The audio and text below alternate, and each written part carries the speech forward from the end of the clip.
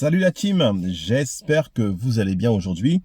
Écoutez, on se retrouve de nouveau pour l'avancée et je crois quand même la conclusion des épisodes sur l'affaire Mathias Pogba, épisode 4. Donc on a déjà bien parlé, on a déjà bien avancé et je vais vous dire pourquoi j'avais raison.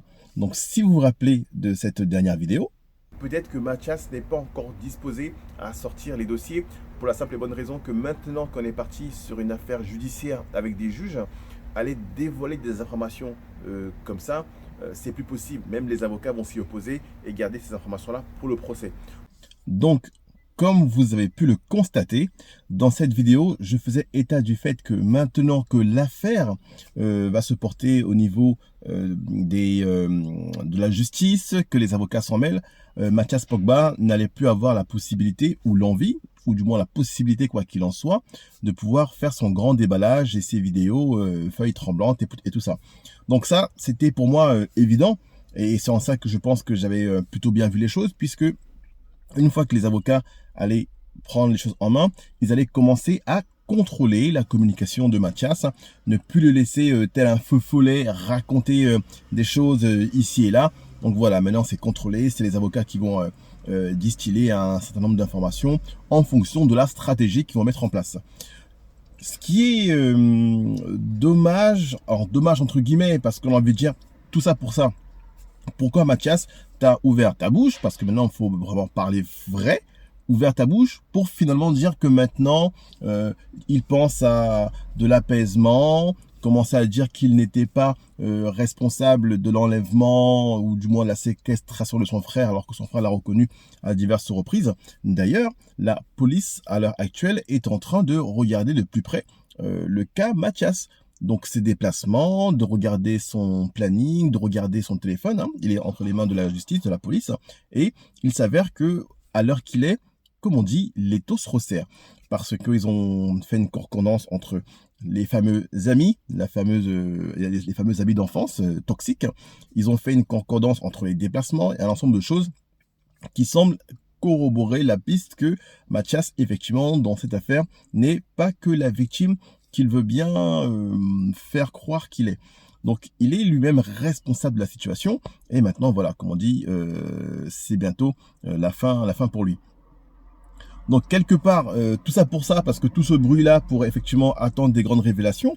Moi, je l'ai dit, on est tous désolés d'une telle ampleur, de ce drame, de cette honte familiale aussi, parce que maintenant, après le drame, c'est la honte. Aller balancer ton frère, commencer à avancer, commencer à reculer. Voilà, donc c'est après une telle honte. Maintenant, il veut calmer l'affaire quand il sent que les taux se resserrent et que finalement, il ne sera peut-être pas le grand gagnant dans tout ça. Il y a également l'énigme de ces fameux amis dont on fait référence à chaque fois. Donc moi, j'avais eu quelques doutes par rapport à ça, où j'avais eu le sentiment quand même que est-ce qu'il était vraiment libre de ses mouvements, dans le sens où, vous le voyez, quand on voit faire... J'attends que la moto elle passe. Donc effectivement, comme je vous le disais, quand on le voit faire cette vidéo absolument lunaire avec cette feuille tremblante, et j'avais dit qu'on a le sentiment qu'il a presque un pistolet sur la tempe quand il parle, comme si quelqu'un se trouvait derrière le papier, derrière la caméra, et le forçait quelque part à lire, comme on voit des fois dans les films de ravisseurs, ainsi de suite. Effectivement, le langage corporel aussi était assez intriguant. Donc, quel est son vrai niveau de responsabilité? Est-ce que il n'est finalement lui aussi qu'une victime ou une victime à 50%? A-t-il essayé de bénéficier un peu de certaines choses? Je pense qu'il s'est laissé dépasser. Je pense, moi, qu'il s'est engagé dans quelque chose qu'il a très vite dépassé et où d'autres personnes affamées de sang, assoiffées de sang, assoiffées d'argent, voyant la possibilité de mettre la pression sur son frère multimillionnaires, se sont engouffrés dans l'histoire pour en se servant de Mathias et de vieux conflits et des histoires de marabouts et de documents privés, de manière à pouvoir se servir du frère pour mettre la pression.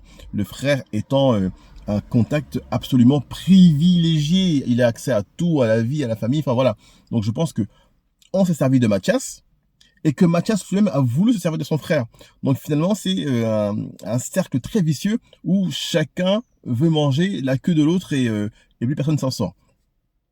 Même si, encore une fois, j'ai dit dans une vidéo précédente, Paul Pogba n'est pas totalement innocent, ne serait-ce que par rapport aux affaires de Marabout.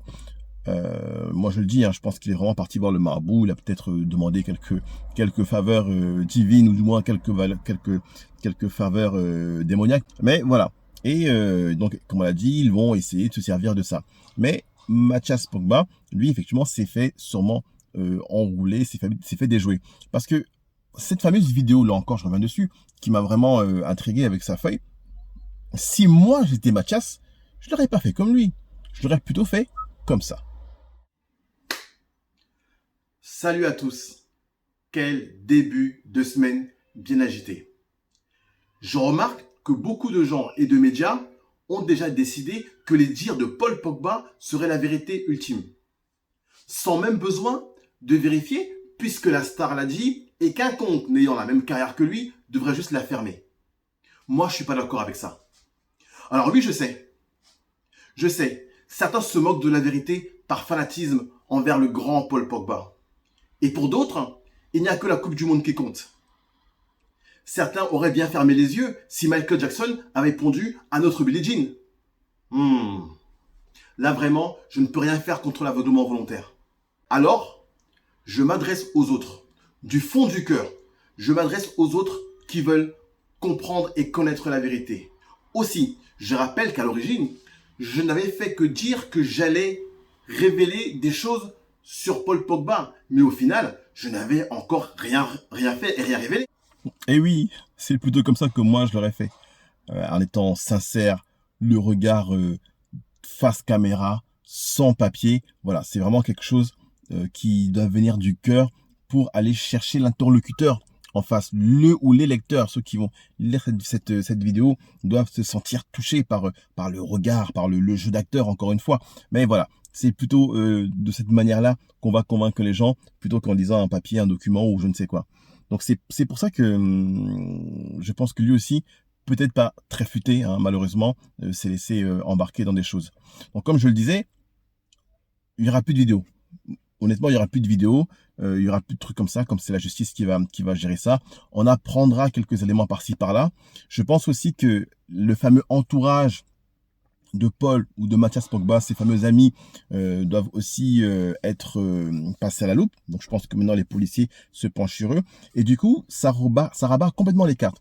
Ça veut dire que la stratégie qu'ils avaient mis en place avant, de mettre la pression à Pogba, de faire des révélations, elle a complètement sauté. Puisque à l'heure qu'il est, vous savez comment ça se passe, hein, vous êtes un groupe, mais une fois qu'on a mis tel en garde à vue, qu'on zoome sur tel qui a les écoutes téléphoniques, je pense qu'il y a les mecs qui ont voulu faire ça, ils commencent à être comme ça. Tu vois, parce que je pense même pas que ces gens-là soient des bandits de grand chemin. C'est par opportunité, ils se sont dit tiens, on peut faire un gros coup, on est entre potes, on peut faire un gros coup, sans être des vrais gangsters. Et maintenant que la justice et que des gars qui rigolent pas vont se pencher sur eux, je pense que tout le monde va fondre comme du beurre. Hein, parce que quand on est en groupe, voilà, on est fort, on est ensemble, on joue les durs. Et puis individuellement, finalement, on se rend compte que chacun, ils sont pas si méchants que ça et qu'ils sont pas aussi dangereux qu'ils veulent bien le prétendre. Donc je pense que le jeu va se refermer sur eux, mais que voilà, comme on dit, il y a une phrase que j'adore qui dit que c'est pas parce que tu ne joues plus que le jeu s'arrête. C'est pas parce que tu ne joues plus que le jeu s'arrête. Tu as commencé à jouer, maintenant c'est au tour des policiers la deuxième manche, et je pense qu'eux ils vont aller jusqu'au bout. Donc on entendra encore parler de l'affaire, mais voilà, Mathias a dit qu'il veut maintenant l'apaisement sur la famille, ainsi de suite. C'est pour ça que c'est une affaire qui est complètement bizarre, quoi. Entre le gars qui se lance d'un coup, ensuite les potes, tout ça, voilà, c'est un cocktail qui est pas bon du tout. Et quelque part, alors, je vais pas forcément parler de manière générale de la famille africaine, je suis moi-même africain, mais il y a peut-être quelque chose qui ne va pas. Parce que souvent, derrière les familles africaines, on joue la famille, enfin on montre la famille qui s'aime, le côté africain, festif, viens par-ci par-là, tu auras à manger, enfin voilà, vraiment tout le côté extravagant des familles africaines. Mais pourtant, il y a aussi d'autres choses qui gangrènent nos familles. Et c'est la jalousie. Dans nos pays, la jalousie, c'est un sport national. C'est-à-dire que Aujourd'hui, vous allez en Afrique, moi je le dis, je suis Camerounais, un blanc qui va faire un business, ça va marcher. Je me suis toujours dit, mais pourquoi est-ce que quand un noir veut faire le même business, ça ne marche pas? Il y a quelque chose qui ne va pas. Ils ont fait les mêmes écoles, ils ont fait les mêmes... Enfin voilà, si tu sais comment un business marche, tu dois aboutir. Mais il y a tellement de jalousie que ton propre frère, ton propre cousin à qui tu vas confier des choses, en fait, il va te voler, tout simplement.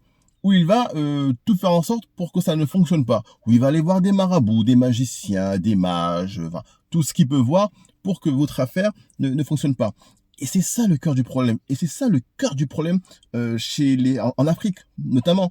Parce que la famille, des fois, les proches, ils préfèrent, honnêtement, vous voir échouer que vous voir réussir. Parce que tant que eux, leur vie ne marche pas, en fait, ils préfèrent que vous restiez tous au même niveau, sous les pâquerettes, plutôt qu'il y en a un qui s'en sorte.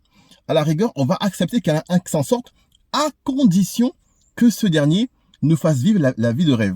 C'est-à-dire que si mon cousin, lui, s'en sort, mais que comme je suis proche de lui, je vais pouvoir bénéficier d'un peu de son argent, d'un peu de son niveau de vie, je vais pouvoir bénéficier de sa voiture. Quelque part, je vais vivre sa vie avec lui. Là, oui, là, je te pousse, il n'y a aucun problème. Mais si c'est pour te voir réussir seul, sous le feu des projecteurs, alors que moi, je galère, eh ben, il y a un problème. Alors oui, vous me direz, la jalousie, finalement, c'est présent dans beaucoup de familles, dans beaucoup d'endroits, dans beaucoup de cultures différentes. C'est vrai, ça, on peut pas le nier. Mais honnêtement, moi, en tant qu'Africain, j'ai rarement vu un tel niveau de jalousie. C'est-à-dire que vous ne pouvez rien faire dans votre pays si vous n'êtes pas sur place. C'est vos frères et sœurs qui vont vous voler. Il y a eu le problème avec Adebayor. Il a construit une maison pour sa sœur. Sa sœur, qu'est-ce qu'elle a fait? La maison, elle l'a mis en location, elle a fait du business. Et quand Adebayor a voulu parler, sa sœur l'a quasiment insulté en lui disant qu'il fait rien pour elle.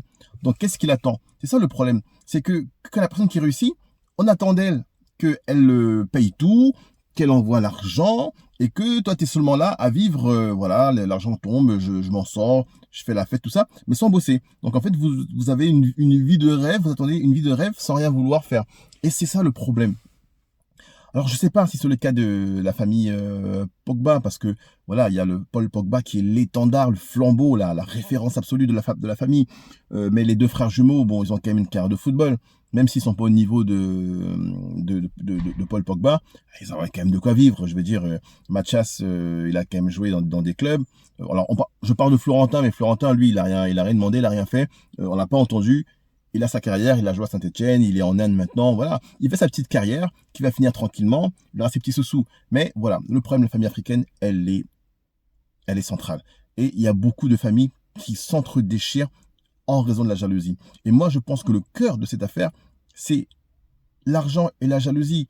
D'abord l'argent, parce que c'est l'argent qui génère la jalousie. Si Paul Pogba était boulanger, personne ne viendrait le faire chier. Mais là, voilà, l'argent va générer une jalousie extrême et va détruire les familles. Donc, le cœur du problème, c'est encore une fois l'argent. Donc, gérez toujours bien votre argent et on se suit pour les prochaines étapes de l'affaire Pogba.